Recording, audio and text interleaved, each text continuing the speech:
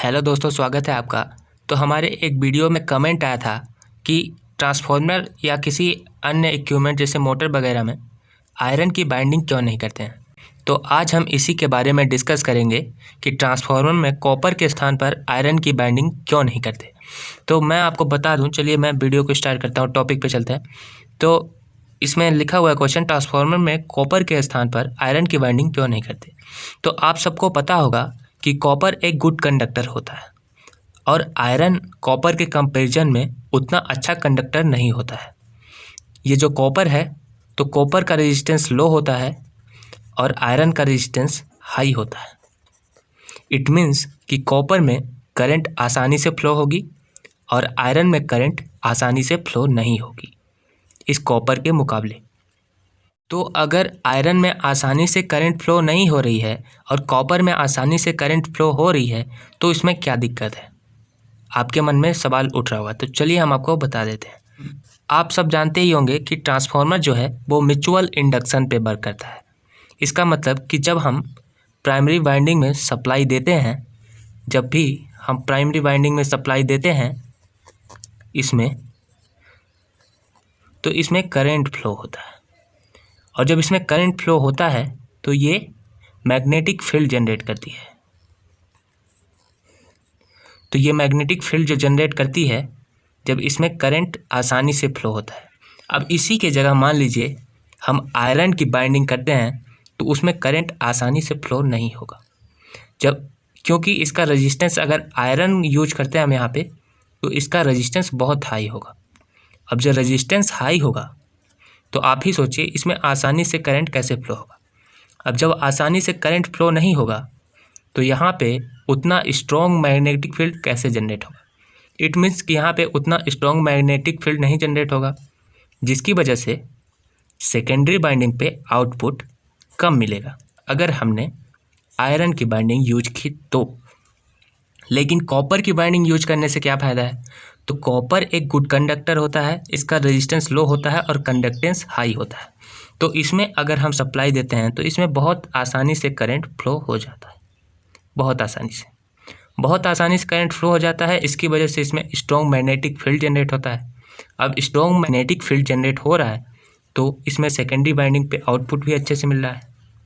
लेकिन वहीं आयरन होगा तो इसमें करंट आसानी से फ्लो नहीं होगा, इसकी वजह से पावर लॉस भी ज़्यादा होगा। लेकिन कॉपर में ऐसा नहीं है। और दूसरी बात कि अगर हम आयरन की बाइंडिंग करना चाहें तो आपने एक रूल पढ़ा होगा,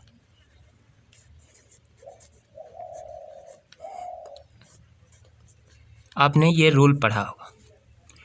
तो इसके हिसाब से अगर हम किसी भी कंडक्टर का, आपको पता होगा कि इसमें जो रेजिस्टेंस है वो एरिया के इनडायरेक्टली प्रोपोर्शनल होता है और जो लेंथ है वो रेजिस्टेंस के डायरेक्टली प्रोपोर्शनल होती है। इट मीन्स कि अगर आपका कंडक्टर, ये मान लीजिए कॉपर का है, तो अगर कॉपर का आप इतना पतला कंडक्टर लेते हैं जिसका एरिया इतना है, तो इसका रेजिस्टेंस अगर 5 ओम है, तो अगर आप इसी जगह पे कॉपर की जगह पे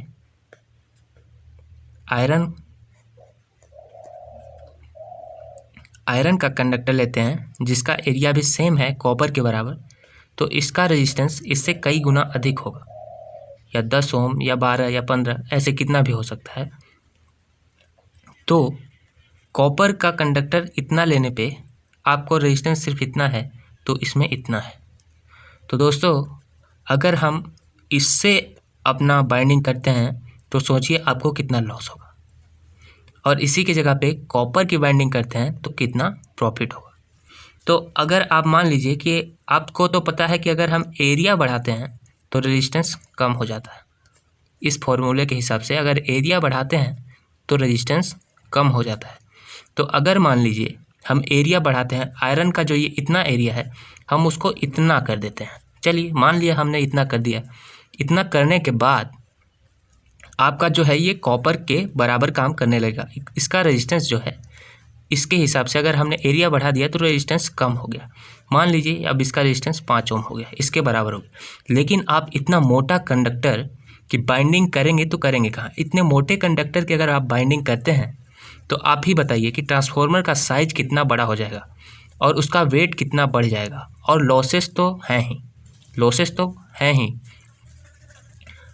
लेकिन अगर इतने मोटे कंडक्टर का ट्रांसफार्मर में बाइंडिंग करते हैं तो उसका वेट इतना ज़्यादा हो जाएगा और उसका साइज इतना ज़्यादा हो जाएगा कि फिर कोई मतलब नहीं रह जाएगा।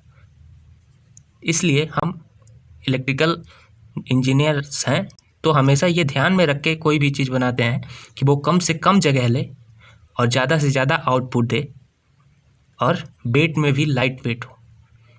तो दोस्तों आज के लिए बस इतना ही, इस टॉपिक में इतना ही है। तो हम आपको ये लिख के रखे हुए हैं, वो भी दिखा देते हैं, आप स्क्रीनशॉट ले सकते हैं। तो चलिए दोस्तों आज के लिए बस इतना ही। आज हमारा टॉपिक यहीं पे ख़त्म होता है, तो हम मिलेंगे आपसे अगले टॉपिक पे।